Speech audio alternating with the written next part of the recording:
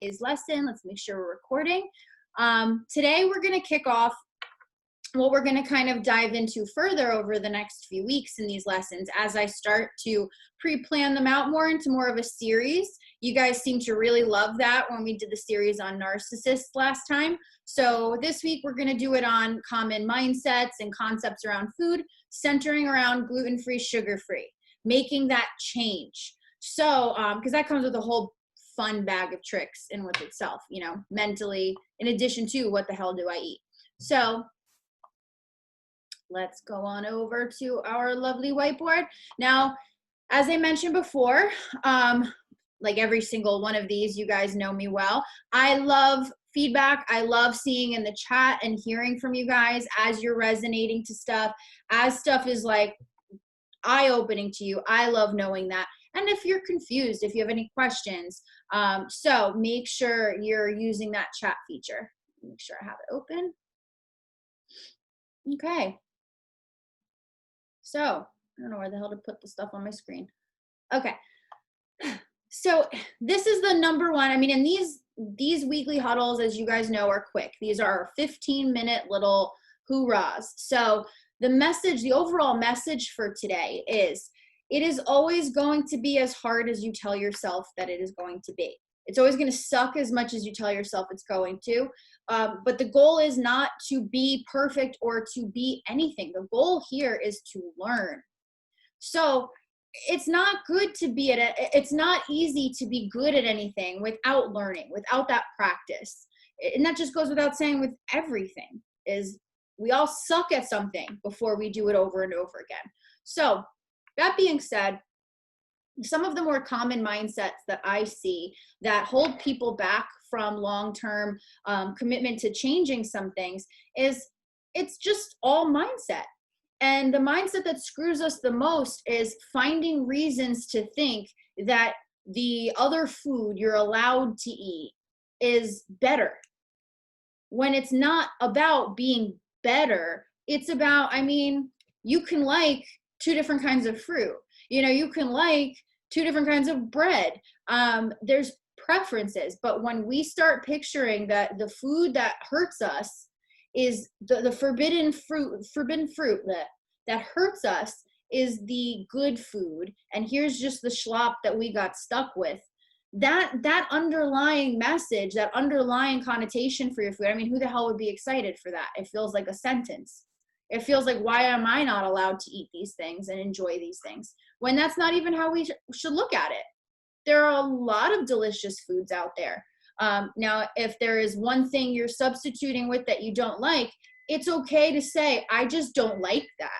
But to still look for things that you do like, that's the important part of it. Because food is food. It's just, you want to go for the food that doesn't make you feel like shit. It's a pretty, you know, nobody's faulting you for that. Nobody especially wants to feel like shit. So, all right. Some of these things might look like the descriptions that we have come up with about carbs especially, but usually something with sugar or gluten. And that is that they're filling. It's more filling. And while I can agree that maybe eating a bowl of lettuce isn't the same as eating a bagel, I mean, you got to think of your food volumes as well. Like, yeah, a bunch of crunched up, mashed up, wilted lettuce does not take up the same amount of room as a bagel. But that doesn't mean it's bagel or bust. That means that you have to find something else that's filling, satisfying. Find something else that's satisfying. If you're sick, you know, that's the number one thing. People are like, well, I haven't been feeling well, so I just got bread. But that might feel good in the moment. It's not going to help you a whole lot in the situation. You know, there's other things that you should find out to become your sick food. My sick foods have changed. You know, if I'm not feeling well from day to day, I don't want to let my progress and how balanced I am depend on the day, because that's where we end up getting screwed. So, think comfort foods. Comfort foods, now I'm not talking about deeply emotionally ingrained issues when it comes to comfort foods. That's something for you and I to work with privately in depth. But on the surface, what we envision as comfort food, guys, the one thing I want to convey for you today is I want you to stop not realizing all the delicious things you can have. because you're hung up on the things you cannot have. Just because you know what those things are. Yeah, you know how to make mac and cheese as it is. You don't know how to make mac and cheese hormone friendly. That's not a failure. That's a problem to solve.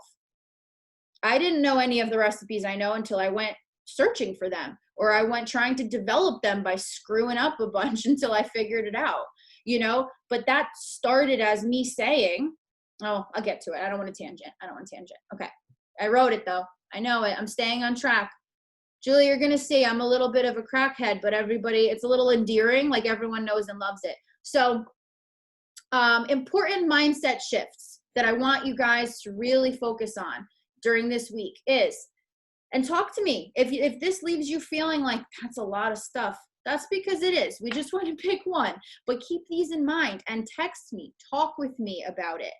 These are areas of focus for us, okay? But picking convenience store things that you also like. Making food for a party that you're actually excited to show off. I had a conversation with a client this morning about that. Now, when you go to a party, let's say you're gluten-free, right? You go down to a dinner, not a party. Who the hell knows what it's like in the individual states from all of you guys right now. I don't know if parties are a thing where you're at, but let's say you're going somewhere with other people and there's going to be gluten stuff there. So you bring your own chaffles, your own gluten-free replacement with you.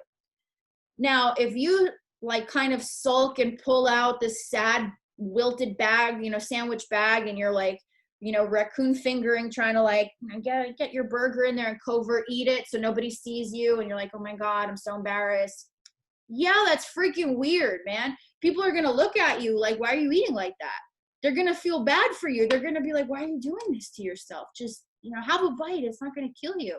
Because they see you acting like you should be eating fish heads out of a bucket. Like it's just bread. So how about on the flip side, you were to bring something and make enough of it, not for everybody, but like enough for considering the size of the group that you're visiting, enough where it's like a semi-impressive amount, like a adequate amount, I should say, a little platter.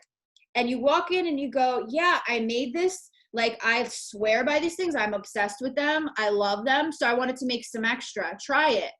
And what if you were as pushy with them trying your gluten-free freaking thing because you're proud of it, just like other people are with their gluten-y thing that they want to shove down your throat because they're proud of it. Just to show you, it's all us. It's how weird we feel. It has nothing to do with the other people. I mean, I don't know who your friends are, but if somebody came to my house and they were like, I made this, I'm really excited, and it's gluten-free, and I wasn't gluten-free, I would at least just be curious to try it. I'd be like, oh, thank you. Yeah, let me try that.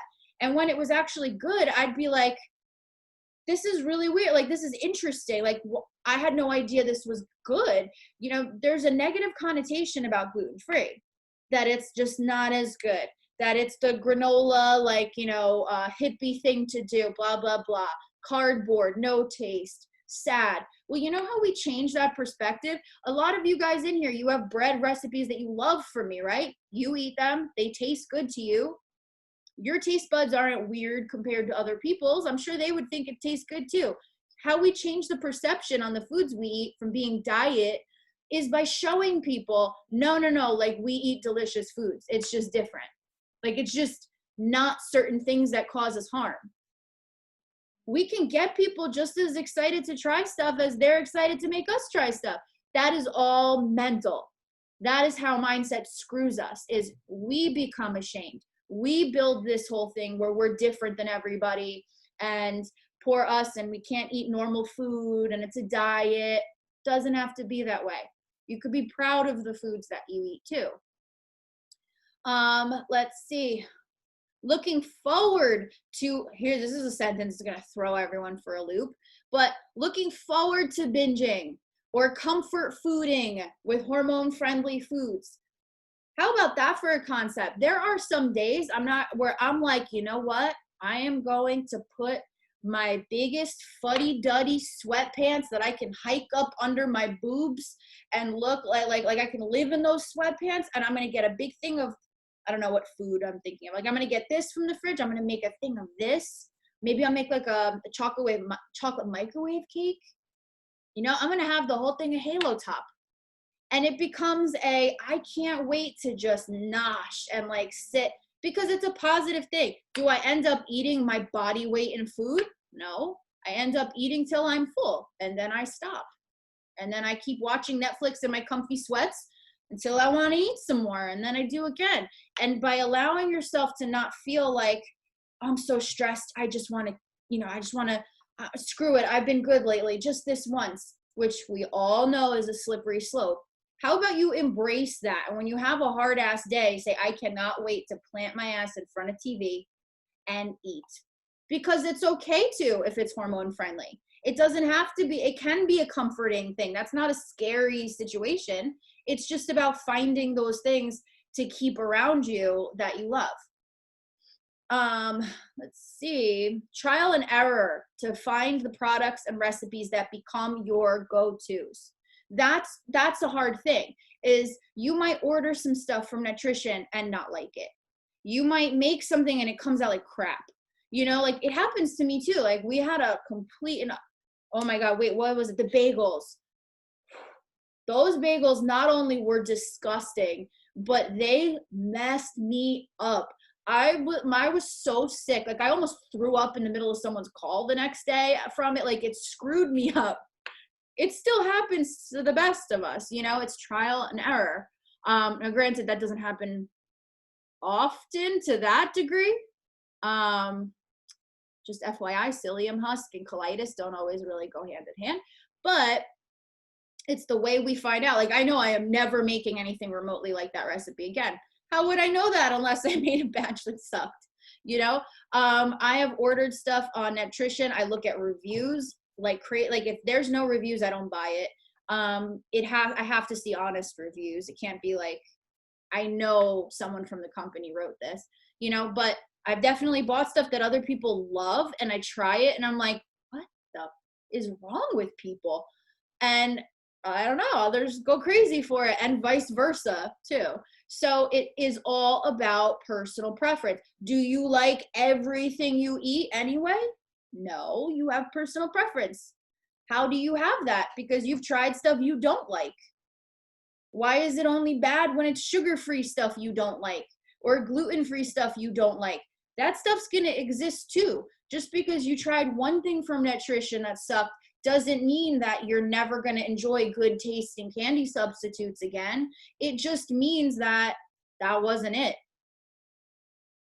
My chat's so quiet, guys. I want to say, any of this hitting home, any of this particularly relating to you guys? What is particularly relating? Because these are all personal experience kind of things. So I feel you on this. Stop expecting it to taste exactly the same and start thinking that it's good just the way it is for whatever it is. If you try a plum and you don't like it as much as like, you know, like you eat it and you're expecting it to taste like a nectarine, but you bite it and it's a plum. It's okay to like a plum and a nectarine, you know? So don't expect it to think it's better than, or it tastes like, it's almost like we're eating that substitute and we're waiting for it to convince us that it's going to be okay. Like we put all our hopes and dreams into that substitute, that we're going to eat it and it's going to be like, well, by George, this fools me. Like that's just not how it works though, because things taste different. It's okay. We put the pressure on it to be exactly the same, and it's either good or bad. There's like no in between, you know? So yeah, I mean, is this good in its own right, considering it doesn't screw up my progress? It does, like, it will help me see results and I get to enjoy it. That is the biggest thing. Okay. Stop making excuses not to get help if for some reason you never order or buy or cook substitutes or do anything with it, and you feel like, I don't know how to do this. If you are at that point of frustration, I think nothing less of anybody for needing the help that they hired me for. I love teaching people how to cook, how to, you know, finagle this stuff. how to make stuff that's enjoyable, custom to what they prefer. I love that. And that is one of my things I wish I could do with every single client. But it's up to you guys to let me know where I can offer that help and insight. Because I'll sit and brainstorm with you about food. I love that. I just need to know where you're struggling first to help you. So, if you are like, what do I cook? Is this gluten-free? It tastes like cardboard. I actually just want to eat the regular bread. If you're at that point, I don't expect you to hear this Zoom and be super pumped to make food changes. I expect you to see this Zoom, feel a little relief that there are ways to think about things differently, and be intentional about seeking my help and learning how to think that way. So make sure after this, if it's not like sticking, you reach out. It's not a bad indication that you don't just get it after these Zooms. This is just for thought. This is thought provoking. So yeah, don't forget you're here because you don't know how to do this and sustain it. That's why we're all here. There's no shame in that. Nobody's in here because they're like the best dieter ever. Like, we're all in here because we don't know what the hell to do. So remember that, okay? This is the biggest thing. Anything you crave, anything you're in the mood for, do not think I'm not allowed. That would never feel good. There's never going to be some sugar-free substitute that's going to take you away from feeling bad about not being allowed to have what you really want. So that mindset's going to screw you every time. Instead, say, man, that chocolate cake will really F me up. So how can I scratch the itch still and get away with it and still enjoy doing so? So for me, I might go out to eat with family members. Well, not anymore, but beforehand, when I'd go out to eat with my family and everybody else would be getting dessert, I'd be excited that there was a bowl, like they offered berries with whipped cream. But you know why? Is it cake? No, cake is freaking delicious. But guess what else is delicious? Berries and whipped cream. You know what is even more delicious? Not feeling like absolute garbage and being upset that I'm not seeing results faster. So what am I going to do? Am I going to be happy with my berries and whipped cream? No, I'm not an idiot. I know it's not cake. What I'm going to do is I'm going to eat those berries and whipped cream. Does anybody remember the commercial?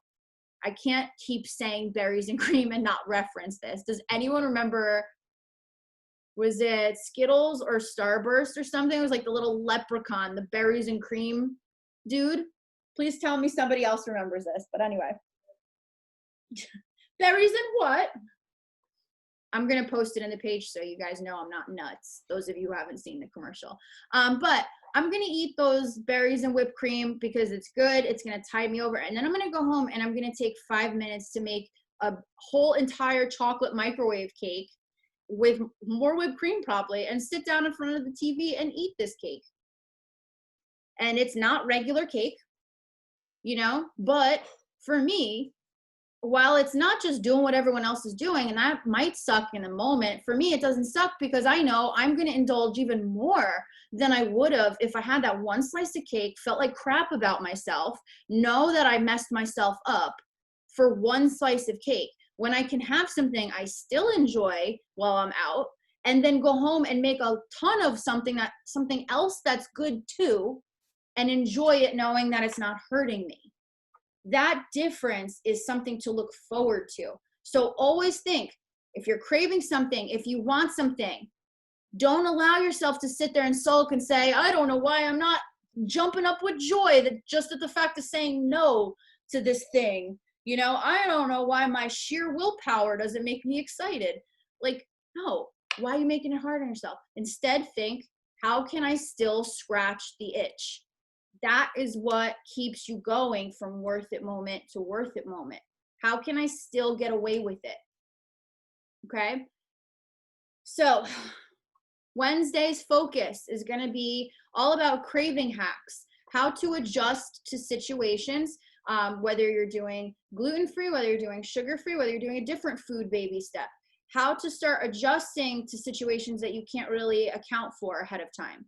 Because I think that being thrown off sometimes in unexpected situations, or work when you're really hungry, you didn't pack right, like that's typically where the craving will start creeping in, and our situation makes us think that it's an okay moment to give in because we screwed up.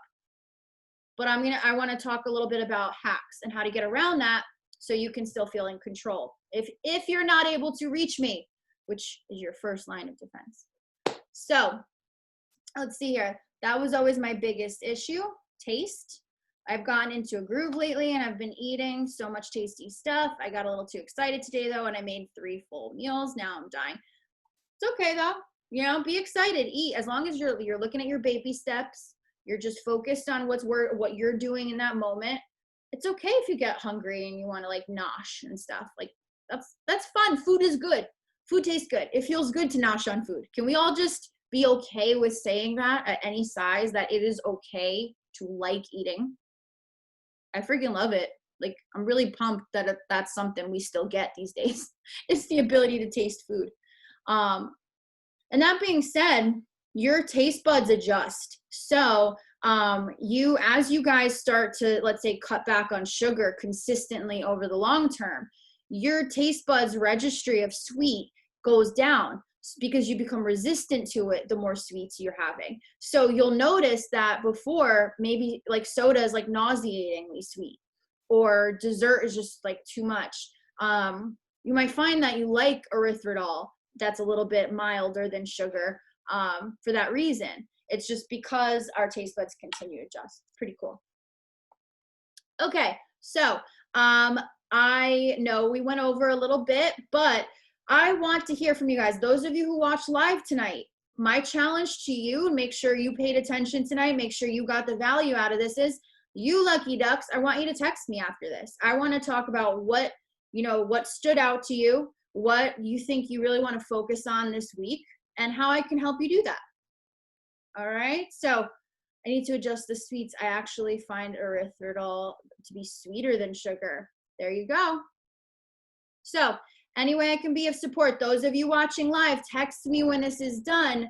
I want to recap and talk about how I might be able to help you. So enjoy the rest of your night. Rock this week out. Have a fantastic week. And if you need help, you need to learn how to make that happen, do not hesitate to reach out.